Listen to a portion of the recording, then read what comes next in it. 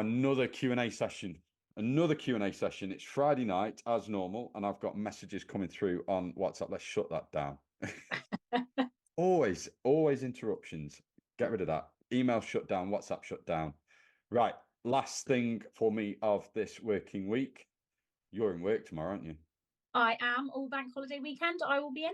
Oh, I'm at least I get Sunday. I am working tomorrow morning. I've got clients tomorrow morning, and then I've got to go and have a meeting in the afternoon.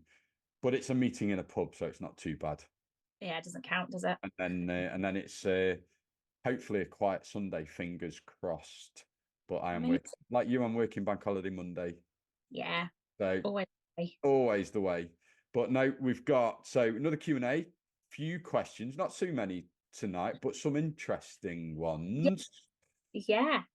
So yeah, I'll let you be question master again because you seem to enjoy that last week. Yeah, I had a great time. So, where should we start? One of the questions that you got on your question box was top 5 most effective exercises for fat loss. Right. Well, first of all, how much does exercise actually contribute to our calorie burn? Yeah, not a lot. Overall, your daily expenditure is mostly through surviving, which I think a lot of people underestimate. I think they think we have to be really active to be burning calories through the day. But just by your body doing its thing and keeping you alive, that's where the majority of your calorie burn comes from, is at rest, basically. Your BMR, your basal metabolic rate, is about, for most people, the average person, it's somewhere between 65 and 75% of your calories. Yeah. So literally just survive, just existing. This is if you literally lay in bed, you would burn calories. And that, like you say, we forget that we burn the majority of the calories for that.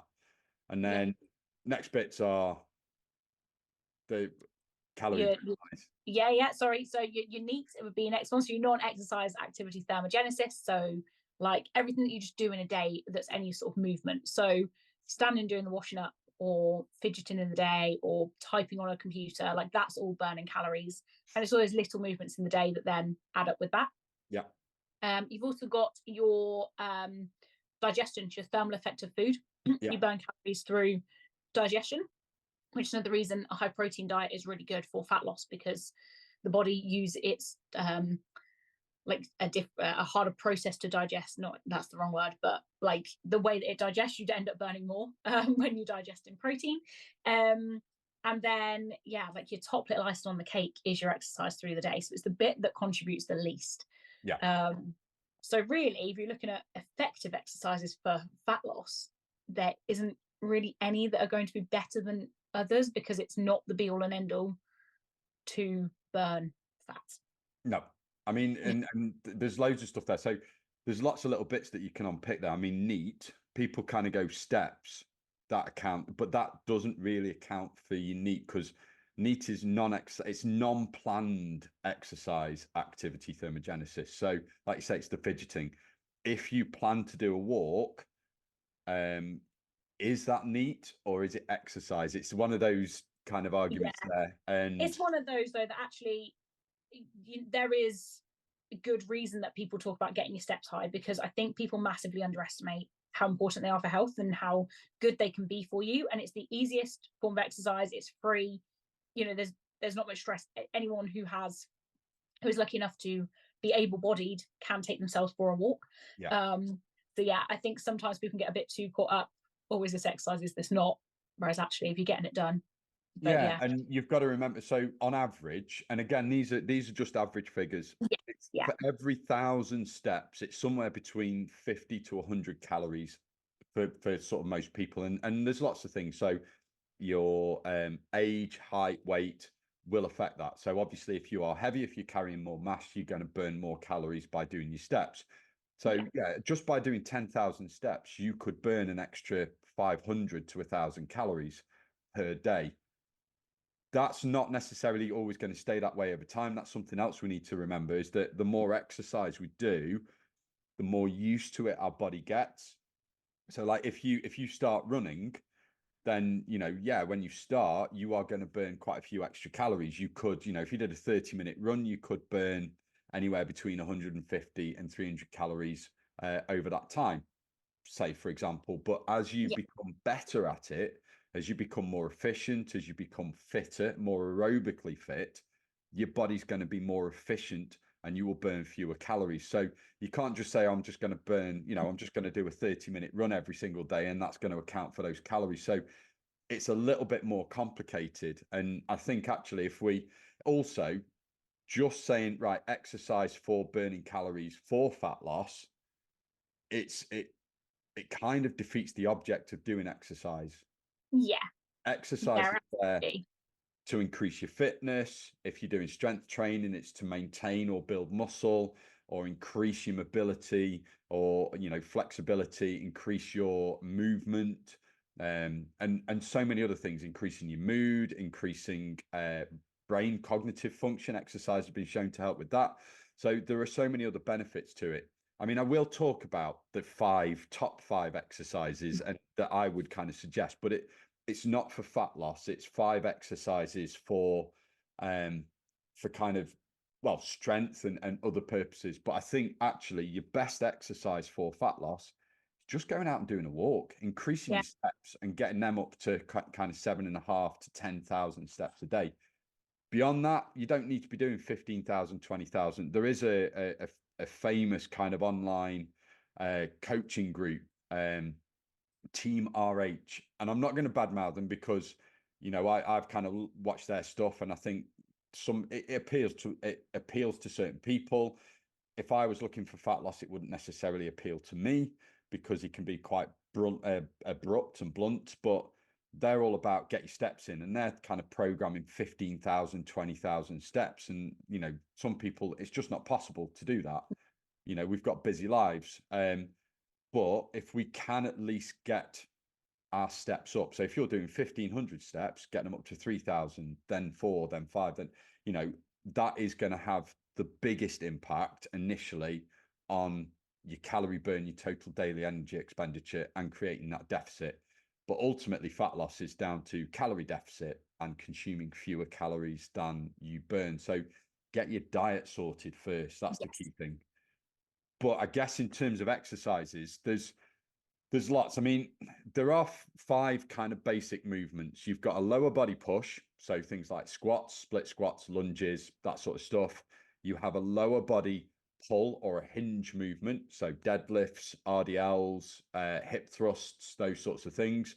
You've got an upper body push, so you've got your chest presses, shoulder presses, stuff like that, and then an upper body pull, which are your lat pull downs, your rows, that sort of thing.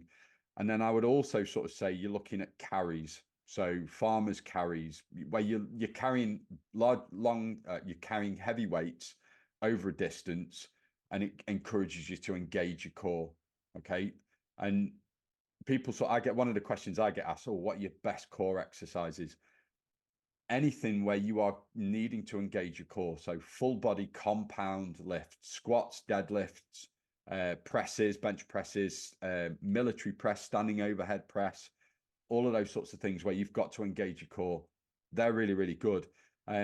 And once you know the basic movements, once you know what, those 5 basic movements, Google's wonderful. Just go into Google or even ChatGPT and just say, give me a load of exercises that are lower body push exercises, and it will give you them. And then you can even sort of say, well, what are progressions? How can I progress those moves? And it will give you those suggestions. So for example, you can start off with a squat, body weight squat, nice and simple. Then you could progress to something like a goblet squat where you're holding a dumbbell in front of you. Then you can go to something like a barbell back squat. And then there are sort of variations. So you could elevate your heels.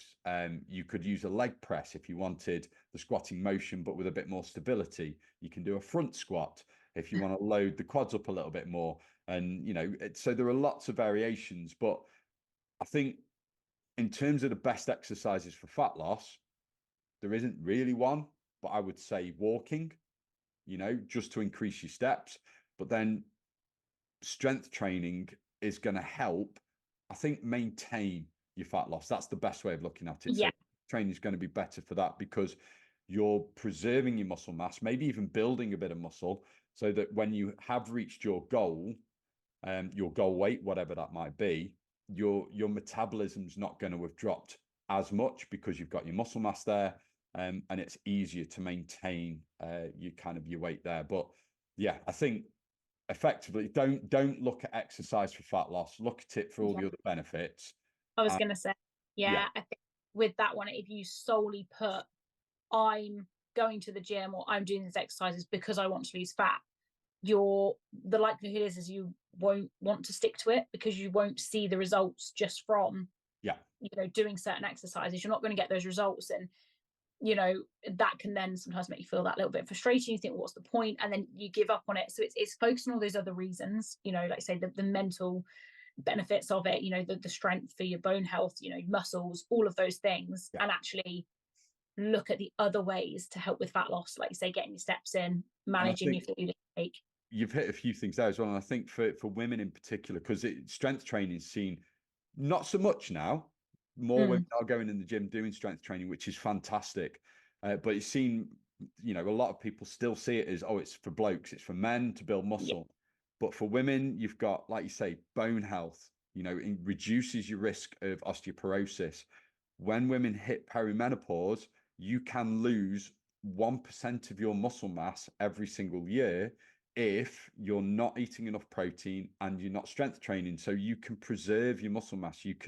And that's massive because you're going to maintain your muscle, maintain your metabolism, make sure it reduces your risk of falls, it increases your stability, because over the age of 65, the statistics are shocking.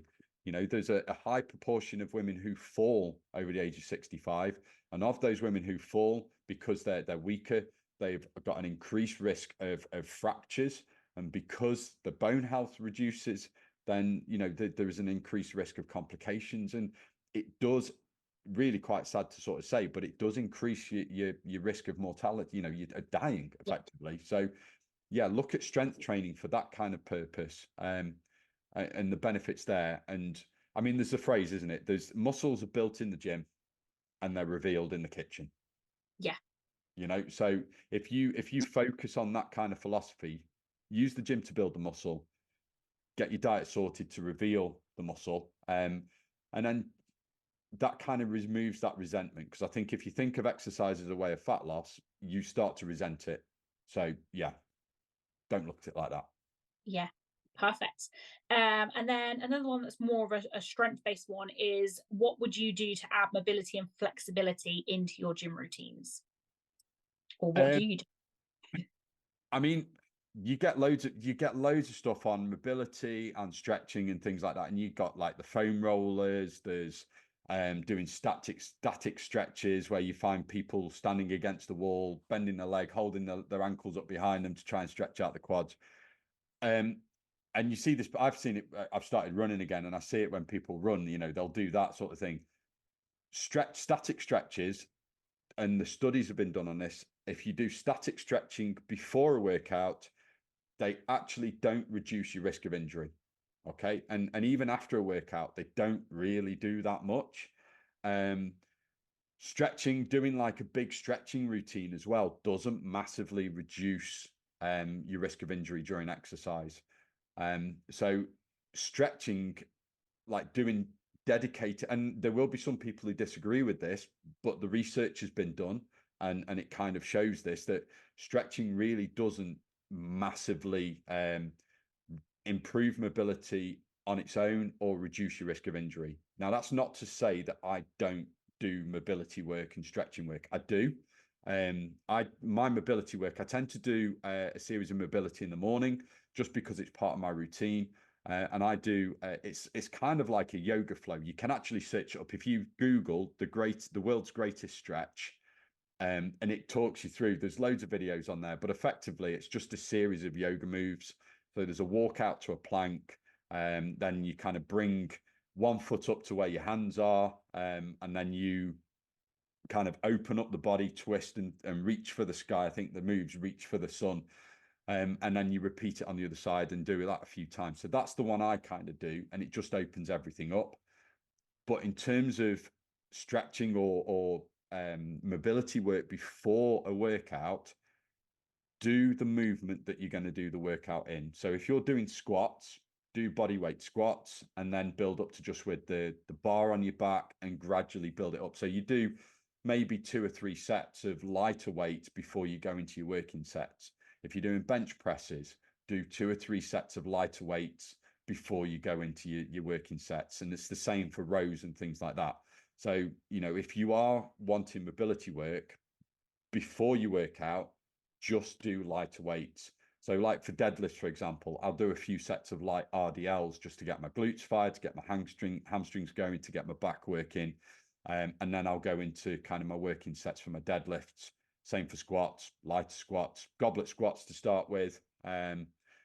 Maybe do some squat holds and just sort of open the hips up a little bit. But you'll see people doing, I think they're called 90s, which are like lying on the ground with your legs at 90 degrees. And there's all sorts of weird and wonderful things.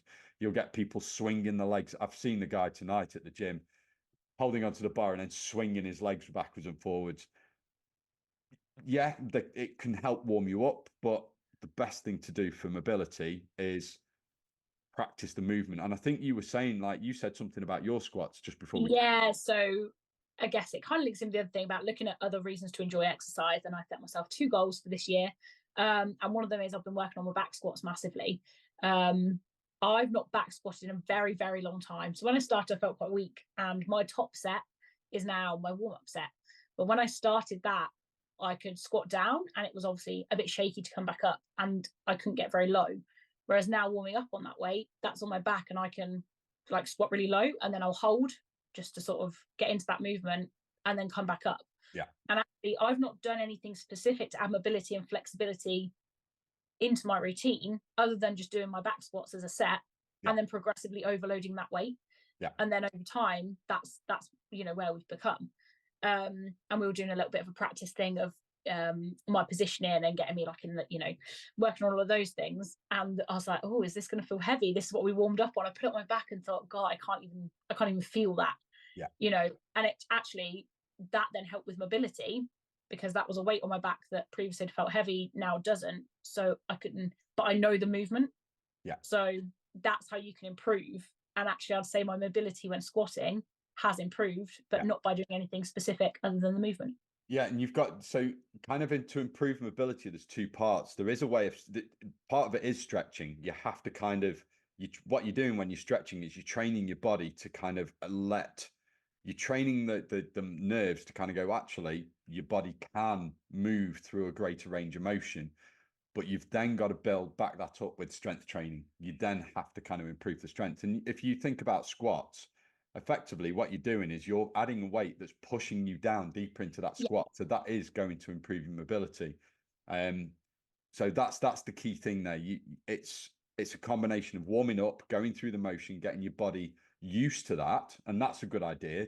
Don't just go into your working sets. You're probably going to pull something, but do lighter sets and then go into it. Also, you know, if you're busy and you're going into the gym for an hour's workout, you don't want to waste 15 minutes of that going through stretches and mobility work. Doing 2 to 3 sets of lighter weights takes about 5 minutes. Yeah. And then you're done. Yeah. And that's enough. And then you can do that with your main lift. So with your workouts, and this is just a bit of an additional bonus. So with your workouts, I tend to do 1 or 2 big compound lifts. So if I'm doing a push session, I'll maybe have a squat in there or a leg press, and then I'll have a bench press in there. So those are my 2 main ones. And then the rest are accessory moves. So you're using the same movements or just isolating single muscles. So you don't necessarily need to do the mobility work for that, because you've already used those joints and those muscles with the bigger lifts. So mobility work for the big lifts, lighter weights, go into the working sets, and that will warm you up. And then as for stretching and cooling down, again, there's no real evidence or research to suggest that it's going to prevent injury. You know, it's just the best way of, and people go, oh, but it will reduce DOMs. Marginally, the best way of reducing DOMs is just to become consistent. The more consistent you are with your workout, the more used to it your body is. And, you know, and also don't think, oh, I've got to feel DOMs to have had a good workout. No. Yeah. it's not necessary. You know, if your body is getting used to that movement, it's going to accept it a bit more and you won't feel as sore. As soon as you start a different workout, a different routine, and you're using the muscles slightly differently, then you might feel DOMS again. You know, if you do a program for 12 weeks, then do another one afterwards, you might get DOMS again, but it's just because you're using muscles in a slightly different way, and then your body will get used to it. So yeah, that's in a nutshell. You don't need to do masses of mobility. If you want to stretch before a workout, do the exercises that you're doing, body weight or lightweight, and then build up. Yeah, perfect. And then we've got a couple of like more nutrition-based ones about things being better than the others on this one. So the first one came from a conversation I had with a colleague at work, who was told that unless you're buying organic chicken, don't bother, because non-organic chicken is filled with rubbish. It's really bad for you. It's going to destroy your health. So don't bother. Now, this colleague of mine is a single mum living on her own. And obviously we all know, we spoke about it last week in terms of healthier foods and how they can sometimes cost more, the cost of living crisis. You know, if that's a fear that that's the only meat that you can buy is the organic version, you're obviously going to be spending more on that than really necessarily you need to. So it's just the case of, is it better for us? You know, is it destroying our health if we're not buying organic? And yeah, organic versus non-organic in food sources. I mean, there's lots of myths around organic versus non-organic. I mean, first of all, people say, well, organic, they don't use pesticides. They do. They do use pesticides on organic food. They have to meet certain criteria for those pesticides, but they do use pesticides. Okay, so that's the first myth destroyed. Injecting stuff into, if you buy, I mean, it depends. Yeah, if in the States they do use antibiotics in the meat, in the UK they don't. Okay, so in this country we don't have chicken filled with antibiotics. Whether it's organic or non-organic, they will inject it with a water solution. Part of that is to help the meat last longer, and they do that with both. But and part of it is to bulk it out. It's a little bit of a con, to be fair. You know, if you buy cheaper meat, then there will probably be a little bit more water injected into it. And then, you know, when you cook it, you see all the stuff coming out of it. But, we put it on the George Foreman every time, so it depends where I get it from. Some days the little catch tray is completely full, just of water. It's not fats, it's just water. And other days it's quite empty. So yeah, that definitely does have an impact. I mean, and you know, if you want to pay a little bit more for better quality meat, then really what you're doing is paying for more meat and less of the kind of the water filler. But in terms of quality of the meat, there's no 100%. Well, in nutritional quality and value, there's no real difference. Yeah, I compared them. I was just looking for my screenshots because I actually did this with her to show her that there wasn't really any difference. It was 100 grams of just normal chicken versus the 100 grams of the organic chicken. And I think there was actually slightly more. What was the difference? So normal chicken, 100 grams, 106 calories, 1.1 grams of fat, 24 grams of protein. In the organic, it was 97 calories, 0.8 grams of fat, 22.4 grams of protein. So slightly less protein, but interestingly, 1 gram of carb and 1 gram of sugars compared to 0 in the non-organic. So you're actually getting more protein and less carbs and sugar in your non-organic, although it's slightly less calorie in the organic version. It's interesting. Actually, there's carbohydrates. Which is interesting because actually in meat, you wouldn't, so the carbs and the sugar would come from the glycogen, I would think, but meat muscles don't really hold, once you've slaughtered the animal, it doesn't hold onto glycogen, it gets rid of it. So that's something that they've added into it. So that even organic, it's that's, I mean, I'm not. No, I don't. This was just it's interesting. But it's the actual nutritional content, and they've done studies on this and they've compared them. There's no difference really. No. Very, very small, insignificant differences between the nutritional content of organic versus non-organic. The quality might be better. Yeah, you might get slight, you know, organic strawberries might be slightly sweeter than the ones that have been grown in a tent or whatever. And Yeah, but really, and you might get, or if you get organic grass-fed beef, you might get a bit more flavor in it, but the nutritional content is not going to, and it's not going to be better for you per se. It's just more It's expensive. not harming you by using non-organic versions. And effectively, you are paying, because you've got to think that organic stuff is less intensive, so it's more expensive to produce. So you are paying for the fact that it's more expensive to produce it. You're paying for the kind of the amount of man hours that go into it, not for the nutritional differences. I mean, that's the same as kind of fresh versus tinned versus frozen, with your vegetables and fruit. And actually, if you get tinned or frozen fruit and veg, that was the next one. quite often that contains more nutrition, because when you pick fruit, when you kind of pick the veg out of the ground and it's stored on a shelf, fresh in inverted commas, it will lose some of its micronutrients. Whereas when you freeze them, you actually keep the micronutrients in there. Yeah. So, in some respects, frozen stuff is going to be more nutritionally dense and better in inverted commas for you. And it's a texture thing. Frozen fruit is mushy. It just is. Yeah.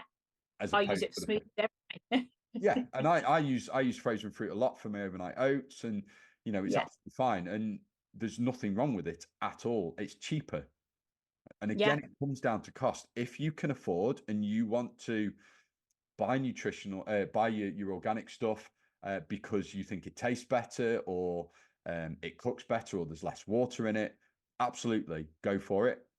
But don't buy it because you think it's nutritionally better. Okay, there isn't very, very little difference.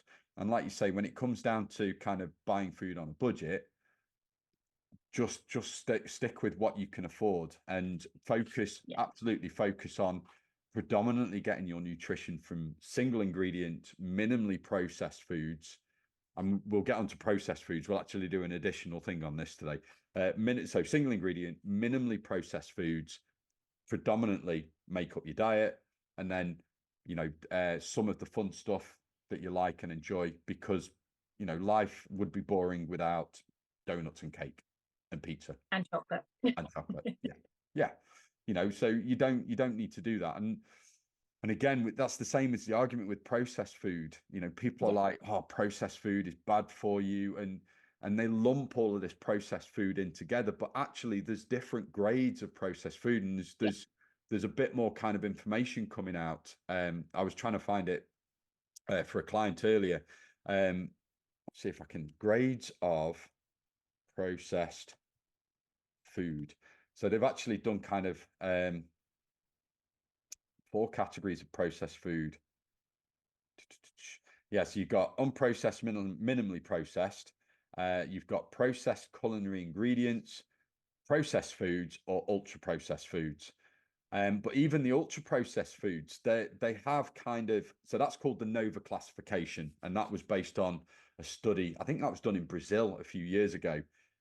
But they've also done like within the ultra processed foods, they've actually done some kind of categories there as well. Let me just see categories of, because they're not all equal. Categories of ultra processed foods. Ultra, there we go. From sources. Yeah, so and they're not all the same. So like things like cereals, so your breakfast cereals, and people go, oh, that's terrible. But for some people, that might be some of the best source of micronutrients. They're fortified. They've got iron in there. Cereals. Yeah, or iron, vitamin D, vitamin B, all of those sorts of things, zinc. And you go and get some of these things like Cheerios, which are whole grain cereals. Yes, they're processed. Yes, they're ultra processed. Yes, they've probably got a few bits of sugar in there. Sugar's not the devil. You can't compare those to, say, a donut or a bag of gummies, right? Greek yogurt, that's an ultra processed food. Yeah. But it's high in protein, It's got health. You've got vitamin D in there, calcium, loads of other minerals in there, vitamin B. Yeah. But you can't compare that to, say, a bottle of Coke. Yeah. Yeah. And it's the same like bread, industrialized bread. You go and get a whole grain bread. There's loads of good stuff in there. You've got ultra processed, but it's high in fiber. You've got a load of micronutrients in there, unsaturated fats, all of these sorts of things as well. And you cannot compare that to a McDonald's chicken nugget. Yeah. Or a slab of cake. Like, it's completely different. Yeah. So, you know, just to say, oh, it's ultra processed, can't have it, that leads into disordered eating. You know, there's orthorexia is a big thing. And disordered eating is the biggest killer amongst mental health issues out there. Yeah. And, you know, it's on the rise. So when you get people saying ultra processed food is bad, it really doesn't help. You know, we've got an issue with malnutrition just in the Western world, and that includes underweight and overweight. And it's down to, a lot of it's down to poor relationships with food. And just demonizing stuff like that is really going to feed into it. So I think we have to look at stuff with a more balanced view, and we have to work on relationship with food. And, you know, an organic versus non-organic, processed versus, it's the same issue. Food is food. Not all food's equal, but, you know, as long as you are focusing on minimally processed or single ingredient foods for the predominant, you know, forming predominantly the majority of your diet. Yeah, not all of it, majority. Yeah. Yeah.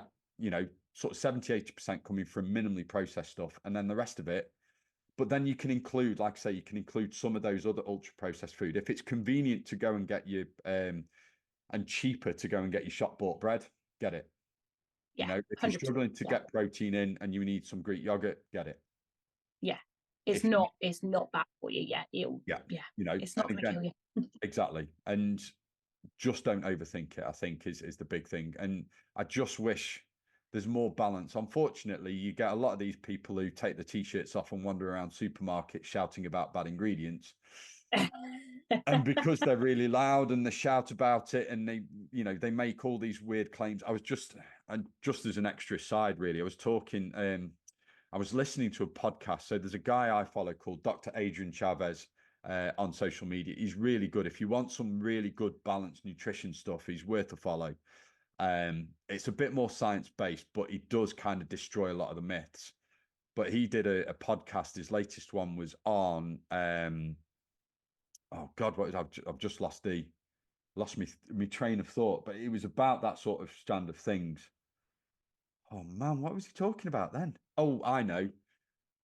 Vegetables, like the carnivore diet, and how they demonize veg because they have anti-nutrients. They have these things like phytic acid and oxalates and these things, you know, they absorb minerals out of your body. They bind to minerals. They stop your body absorbing these minerals, and they're anti-nutrients. They can cause all of these illnesses.